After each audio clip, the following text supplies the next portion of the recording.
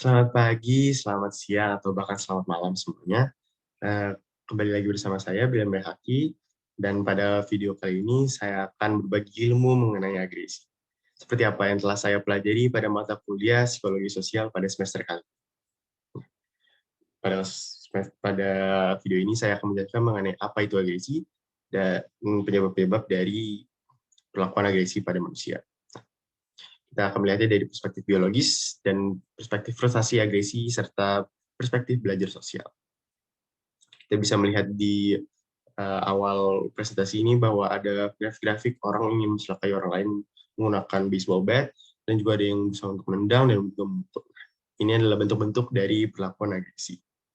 Menurut saya agresi merupakan topik yang sangat menarik ya, karena orang pasti pernah dilanda agresi atau bahkan melakukan agresi. Ini merupakan masalah internasional dan semua orang pernah melakukan ini. Jadi kita belajar ini agar bisa menghindar dari perlakuan agresi dan dapat mengetahui sebenarnya kenapa sih orang melakukan itu, agar ya kita tahu apa yang sebenarnya kita rasakan atau bukan. Yang pertama, apa itu agresi? Nah, agresi adalah perilaku yang dilakukan secara fisik atau verbal dengan tujuan untuk mencelakai. Nah, definisi ini diambil dari buku baru mengenai psikologi sosial pada tahun 2014. Perilaku agresi itu sebenarnya sebuah bentuk penyerangan atau bentuk dari self defense. Nah, ini tergantung dari niatan seseorang untuk melakukan agresi tersebut. Ada orang yang melakukannya hanya karena mungkin sedang marah dan frustasi sehingga mereka melakukan agresi, dan ada juga yang melakukan agresi sebagai self defense untuk keluar dari sebuah masalah. Ada sebuah pernyataan yang terkenal dari Sigmund Freud mengenai Thanatos. Thanatos itu adalah sebuah teori di mana seseorang melakukan agresi karena mereka pikir mereka akan mati karena hal tersebut. Misal ada orang yang menusuk orang lain. Mereka menusuk orang lain karena mereka pikir mereka akan mati dengan cara ditusuk orang lain. Jadi menurut Sigmund Freud, secara kesimpulan adalah orang-orang melakukan agresi karena ingin memanifestasikan apa yang mereka pikir akan terjadi pada eh, apa yang akan terjadi pada mereka pada suatu hari. Nah, karakteristik sikap agresi. Sebelum saya menjelaskan karakteristik sikap agresi, saya akan menjelaskan mengenai dua tipe agresi, yaitu hostile aggression dan instrumental aggression. Nah, hostile aggression adalah sikap menyakiti seseorang karena rasa amarah. Sedangkan instrumental aggression adalah sikap menyakiti seseorang tapi untuk tujuan tertentu. Nah, hostile aggression misalnya kita sedang uh, tidak puas dengan uh, hasil tes yang kita dapat, kemudian kita menendang teman kita.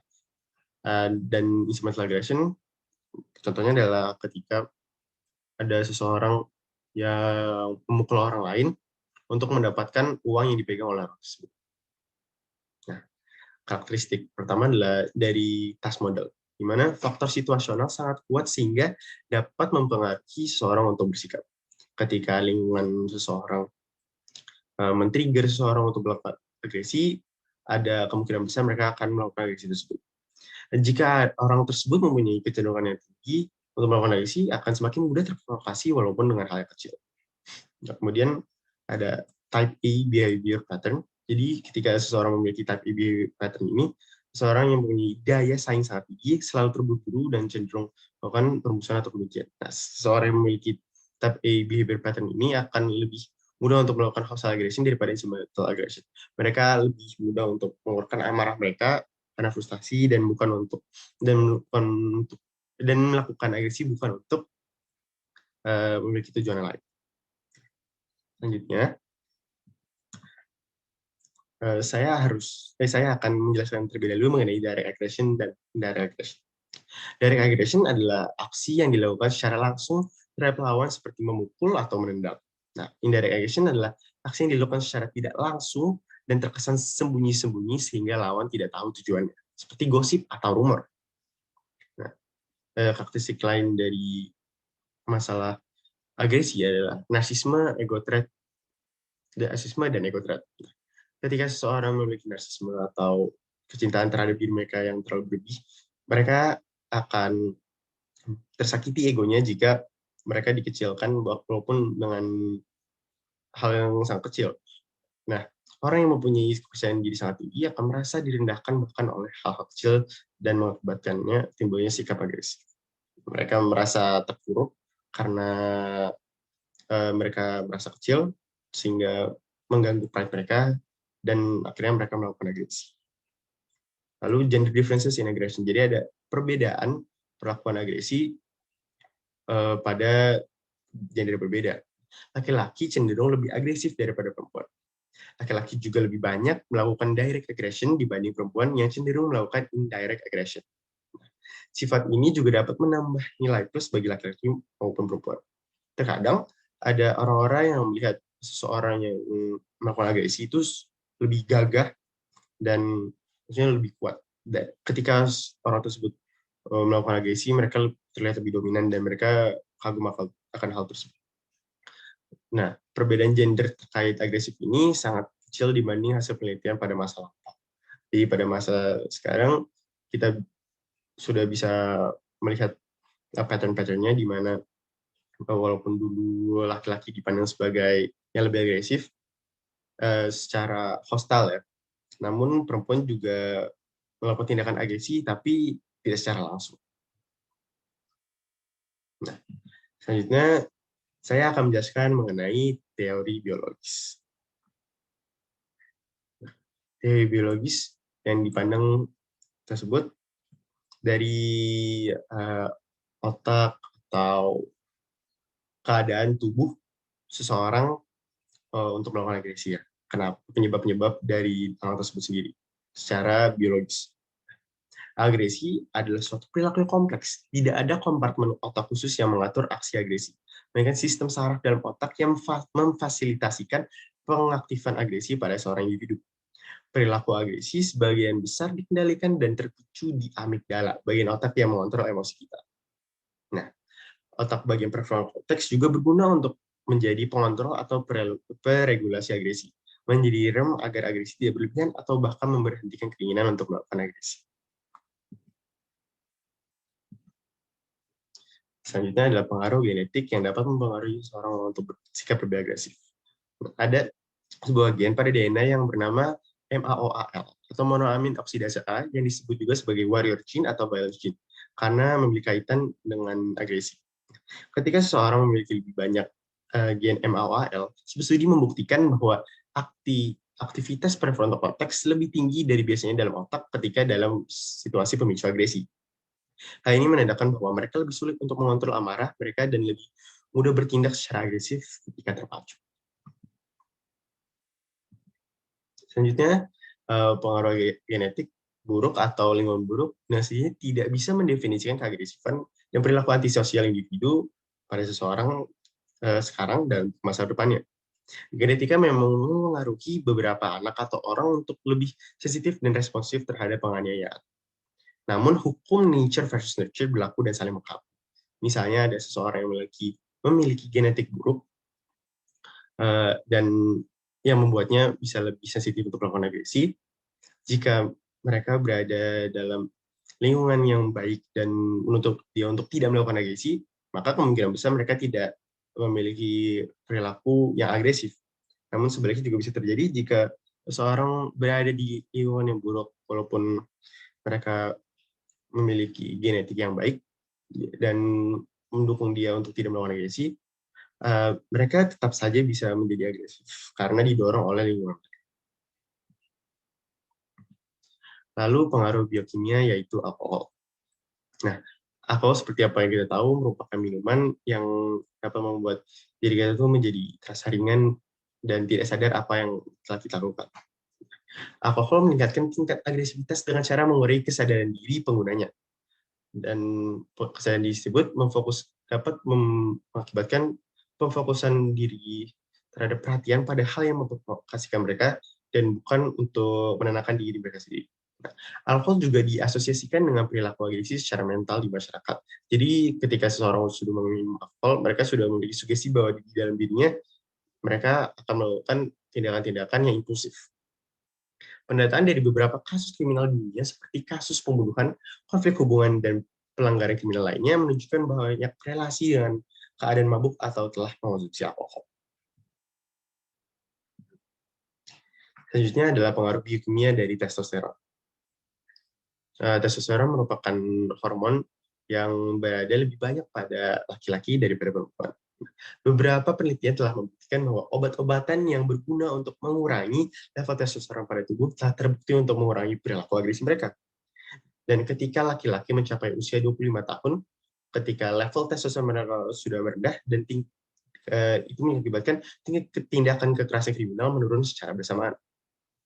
Nah, walaupun ada penelitian tersebut, tetapi menyuntikkan seseorang dengan testosteron tidak akan secara langsung membuat mereka menjadi lebih agresif. Tetapi mereka yang memiliki kadar testosteron rendah memiliki kemungkinan untuk lebih kecil bereaksi secara negatif ketika terprovokasi.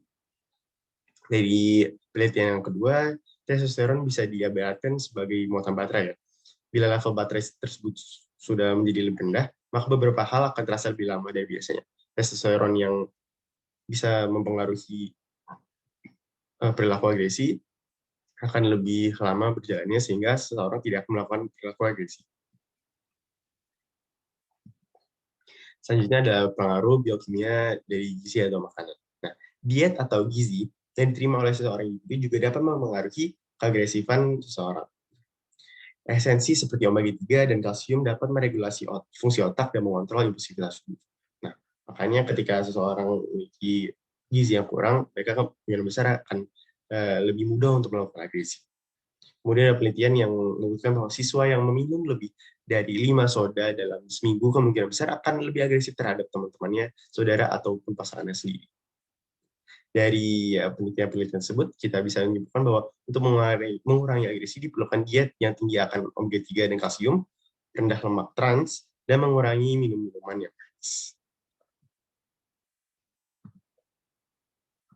Nah, yang terakhir adalah interaksi biologis dan perilaku. Hubungan korelasi antara faktor biologis dan faktor perilaku agresi berjalan dua arah. Individu yang memiliki kadar testosteron tinggi dapat memanifestasikan perilaku dominan dan agresif. Tapi sebaliknya juga bisa terjadi loh.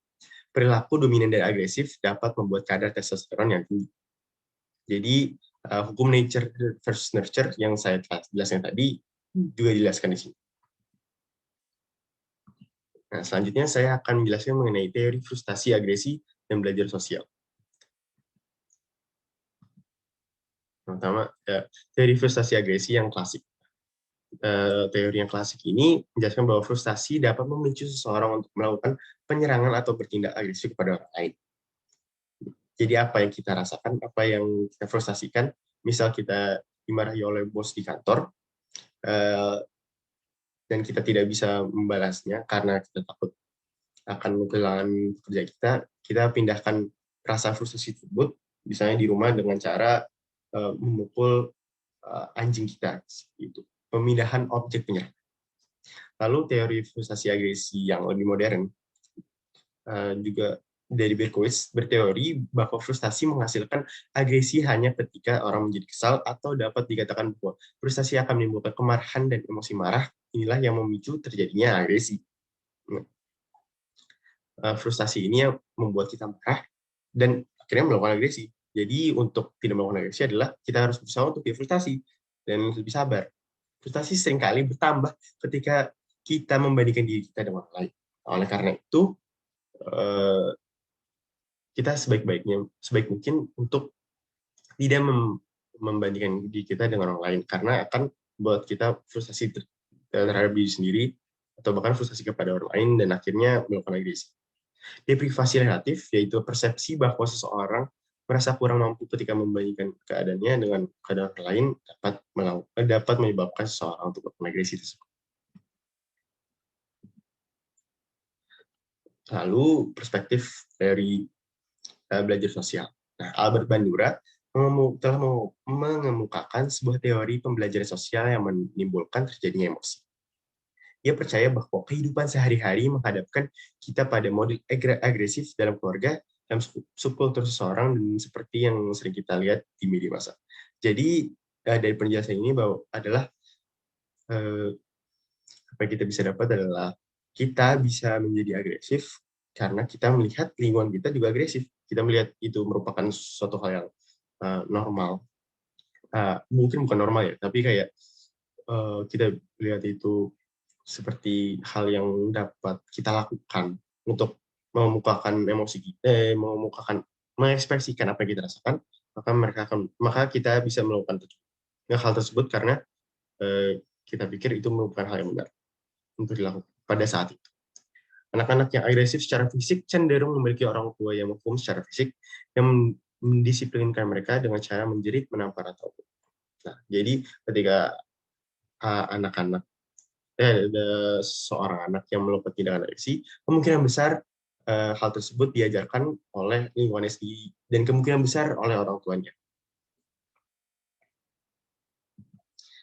Selanjutnya yang terakhir adalah budaya atau subkultur seseorang juga dapat memunculkan terjadinya perilaku agresif. Laki-laki dari budaya non-demokratis, ketimpangan pendapatan tinggi, fokus pada pengajaran laki-laki untuk menjadi pejuang, dan yang telah pergi berperang lebih cenderung berperilaku agresif daripada mereka yang berasal dari budaya dengan karakteristik yang berlawanan. Nah, untuk laki-laki atau orang-orang yang dipaksa untuk menjadi gagah, untuk menjadi agresif, mereka akan menumpahkan frustasi mereka kemungkinan besar pada orang lain dengan cara yang salah juga. Walaupun mereka memiliki ketegasan dan pendirian yang sangat baik, hal buruknya adalah mereka akan lebih agresif ke lingkungan mereka. Nah, saja hal-hal yang saya bisa sampaikan. Saya ingin pendapat kalian mengenai agresi ini ya. Berikan tanggapan kalian di bawah mengenai dampak jangka pendek dan jangka panjang dari agresi. Dari apa yang telah saya jelaskan tadi. Penyebab-penyebabnya kan sudah banyak tuh. Pasti ada akibat dari dari agresi tersebut yang sudah kalian pikirkan. Tolong berikan komentar di bawah ya. Nah, terima kasih telah mendengarkan sesi berbagi ilmu saya pada kesempatan kali ini. Semoga ilmunya bermanfaat dan terima kasih.